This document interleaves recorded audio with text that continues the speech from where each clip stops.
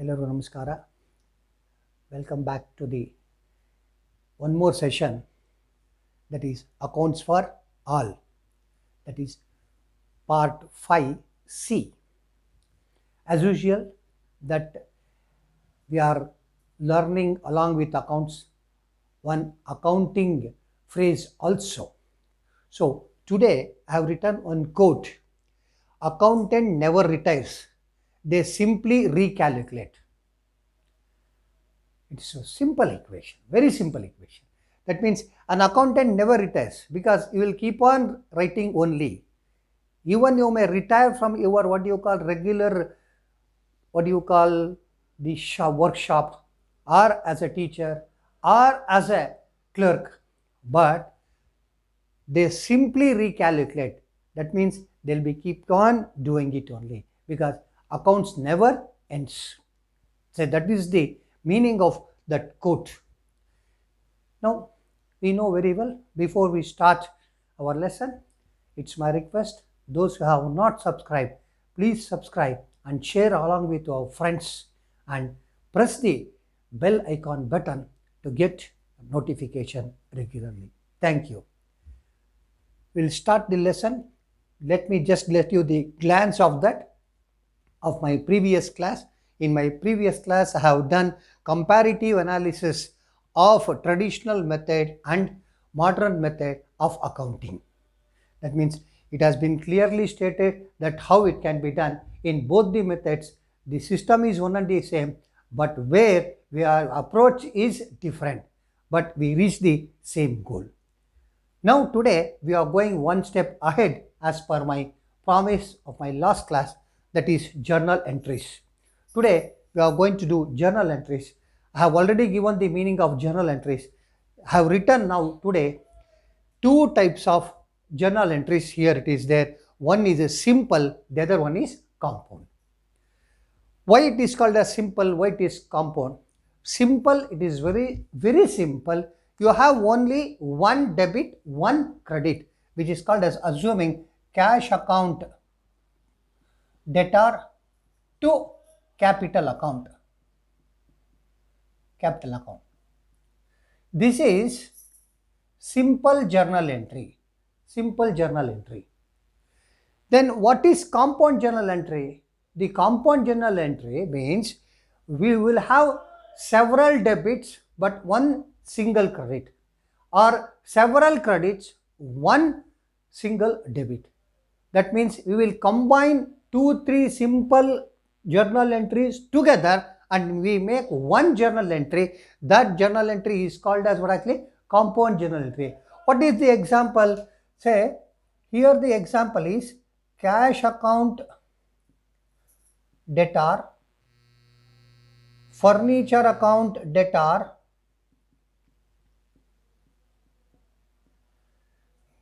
machinery account debtor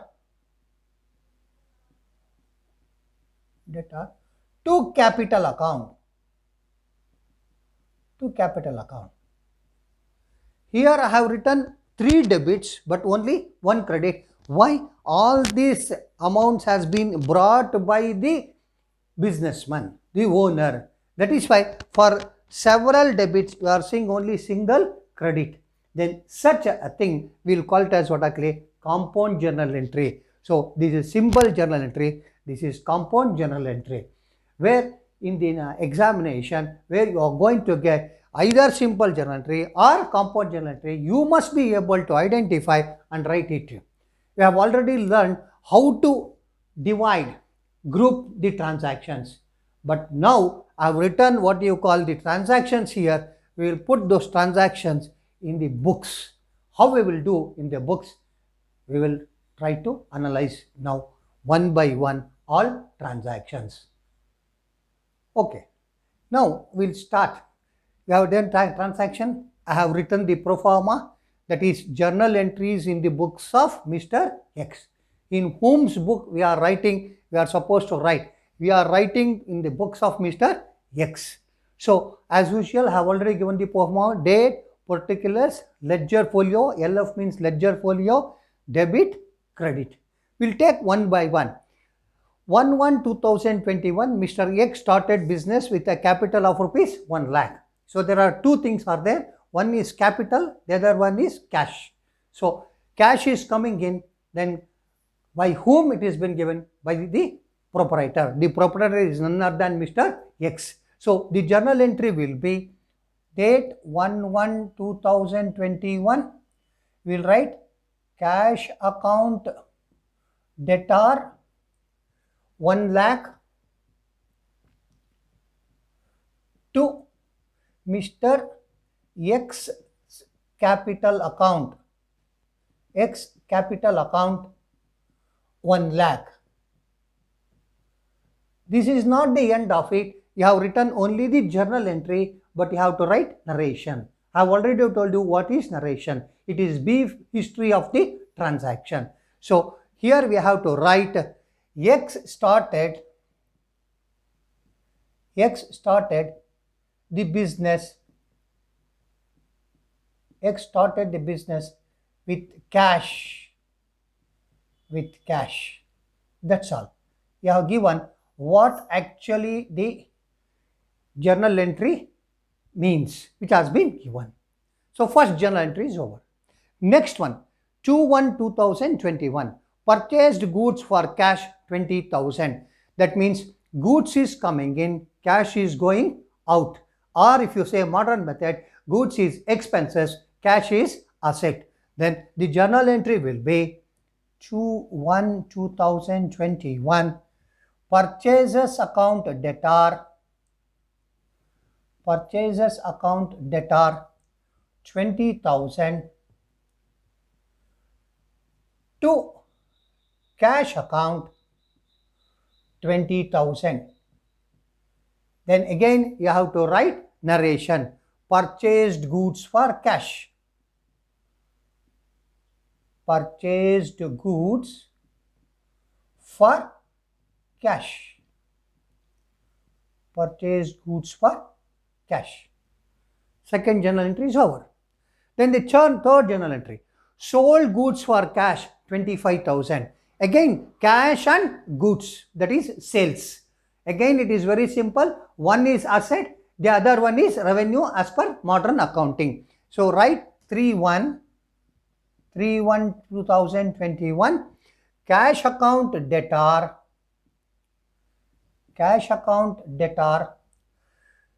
25,000 to sales account 25,000.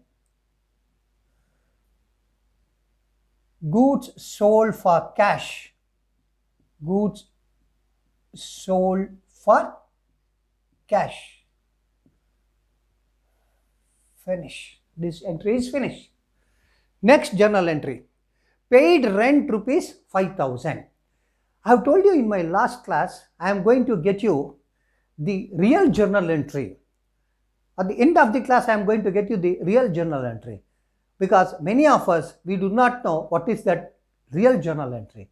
Here we do on a, what do you call, simply one basis, and we say that we divide and group it and write the journal entry. But what is the real journal entry of rent? That I will tell you in the last. Now we will just go through with the journal entry. Paid rent means rent is expenses, paid means cash. It is very simple. Expenses should be debited, cash is asset. It what actually comes down. The date is 6/1/2021. Rent account debtor 5,000 to cash account 5,000. Rent paid, that is only narration. Rent paid 5,000. So keep it in mind. This I will explain you in the last. I told you what is real journal entry in case of expenses. That I will tell you, and how it should be passed. If somebody asks you how it will be, then you must be able to say that one. Next journal entries. Purchase machinery from Y and Company Purchase machinery from Y and company means we have not paid the cash. So very simple, we have purchased on credit. So you got machinery. Machinery is an asset which increases. Y and company is called as, what do you mean by liability? It is called as creditor. That also increases. One debit, one credit. That means the date is 7/1/2021. Machinery account debtor,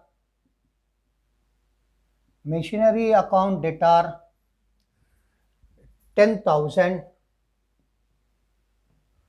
to Y and company account 10,000.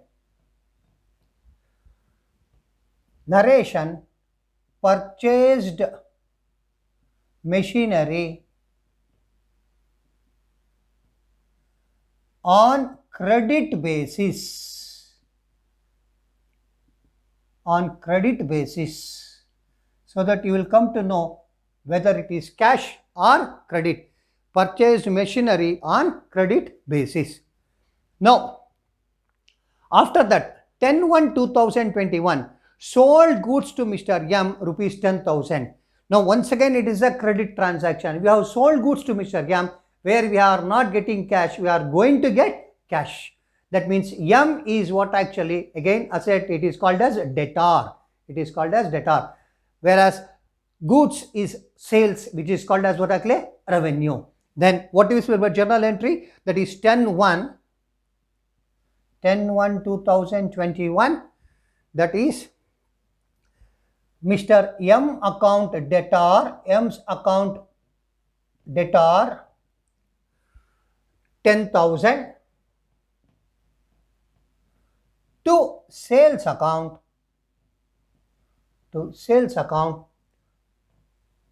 10,000. Sold goods to Mr. M. Sold goods to Mr. M is the narration. Next, bought goods from Y, rupees 15,000. This is also not cash transaction. This is also credit transaction like machinery, but we are not purchasing machinery. We are purchasing goods. I have already explained you what is goods, what is asset. Goods is the thing that what we are dealing in our business, it becomes what actually goods for us. So the date is 16/1/2021. Bought goods from Mr. Y. Mr. Y's account debtor. Bought goods, purchases account debtor. Purchases account debtor 15,000 to Mr. Y's account 15,000. Purchased goods on credit or purchased goods from Y. The next entry is 20th. Opened a bank account in Canara Bank by depositing rupees 15,000. So date is 20th/1/2021. Bank account debtor 15,000 to cash account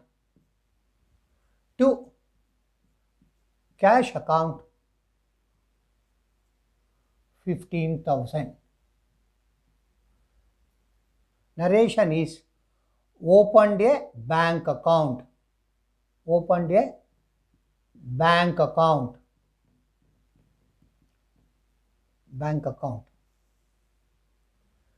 Now, next, 25th, received cash from Mr. M, rupees 9,900 in full settlement of his account. Actually, we have sold to Mr. M 10,000, but we are getting only 9,900 in full settlement. That means we are allowing him a discount of 100. This is called as cash discount. I have already explained to you earlier the trade discount and cash discount. Trade discount will never appear in the books, whereas cash discount which appears in the books.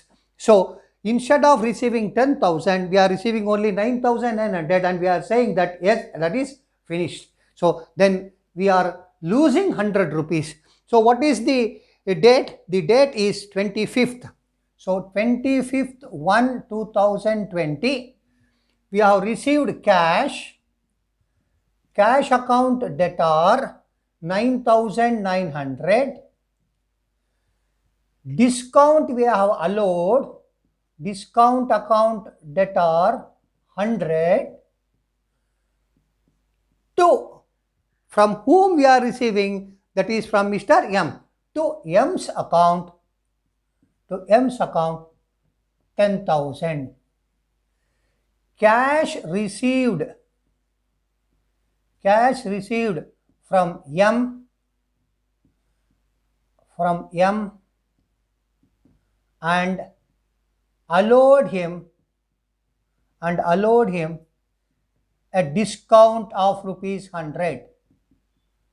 Discount of rupees 100.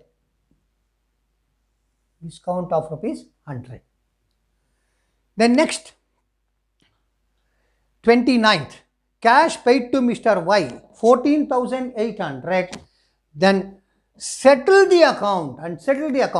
So who is Mr. Y? That is bought goods from Mr. Y rupees 15,000.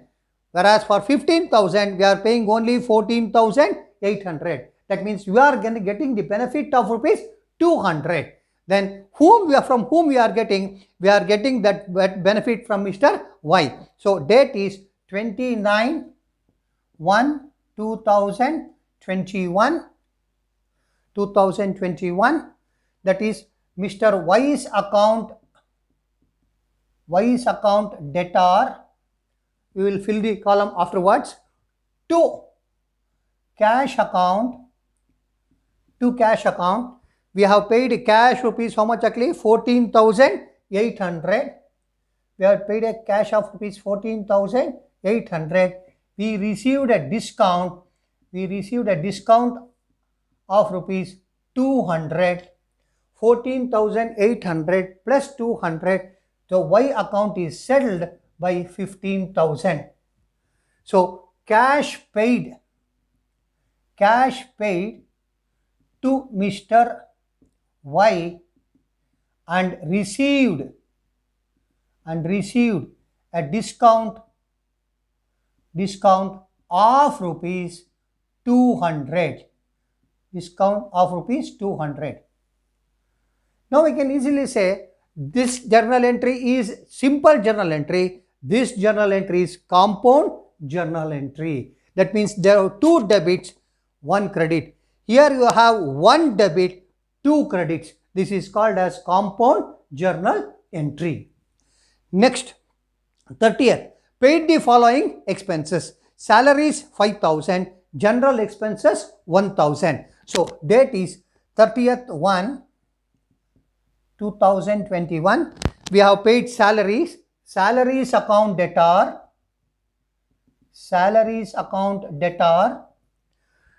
That is 5,000. Then general expenses account debtor.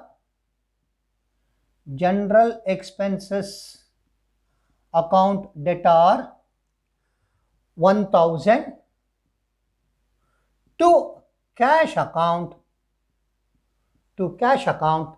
6,000. Paid the expenses. Right? Paid the expenses. That is enough your narration. Paid the expenses. What are the expenses? Salaries and general expenses. Again you can see this is also called as compound journal entry. Now we will go to the last journal entry, 31/1/2021, cash withdrawn for personal use. Actually, we are supposed to run the family. When we want to run the family, we should have cash because we have invested everything in the business. That means whatever we take for our personal use, it is called as drawings. It is called as drawing. It is whose drawings? It is drawings of Mr. X. He is doing his business. Then 31/1 2021 drawings account debtor, it is 6,000. Cash is asset is going down, so to cash account 6,000. Cash withdrawn for personal use, cash withdrawn for personal use.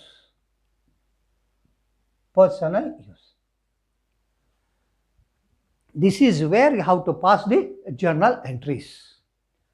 I hope if you have learnt the grouping of transactions very clearly, then passing of journal entries is very easy. Pro forma is very simple. You have to write journal entries in the books of Mr.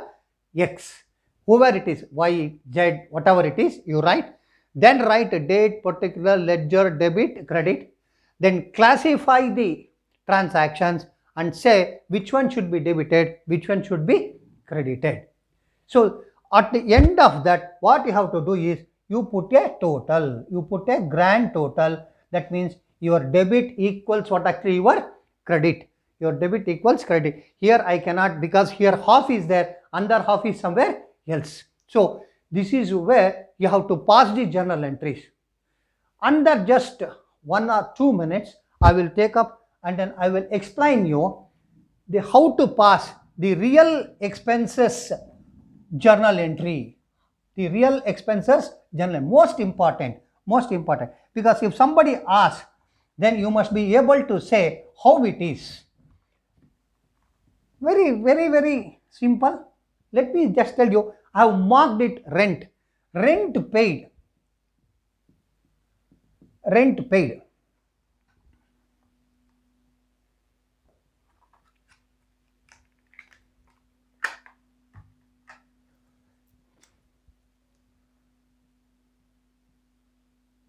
Rent paid. Rupees 5,000.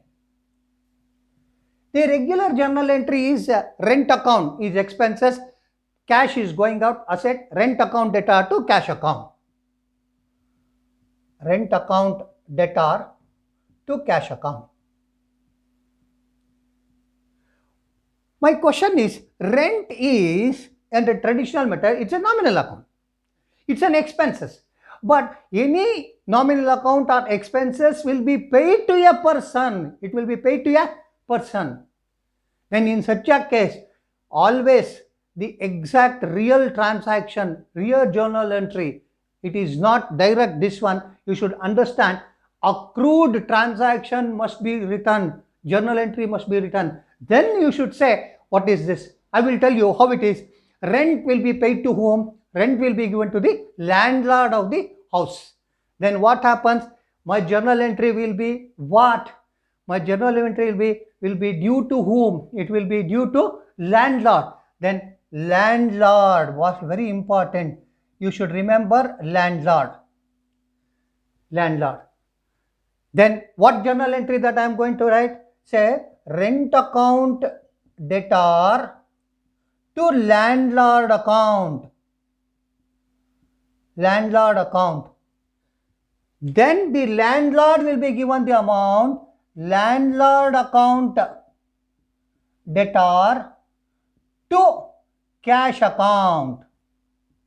Landlord account debtor to cash account. Here you see this landlord credit, the landlord debit cancels, then rent account debtor to cash account. Rent account debtor to cash account. Any expenses you are supposed to learn, the due entry will be there. The due entry will be there. If somebody asks that question, yes, assuming dividend paid, dividend will be paid to whom? To shareholders. Then what we will do? Dividend account debtor to shareholders account, the due entry. Then shareholders account debtor to cash account or bank account. That means shareholders cancelled, then dividend account debtor to cash account or bank account. This is called as the real journal entry that you have to learn. Many times we fail. So if I ask, so many times I have asked students, what is the real entry for rent account, rent paid? They simply say rent account data to cash account. But you always pass the due entry, then understand that. That means the entry behind the screen is, it is understood it has been paid to landlord. That's why we write the narration rent paid to landlord, rent paid to landlord, right? So today we have understood so many things. We'll try to understand few more concepts of difficult concepts of journal entries in my next session. Thank you.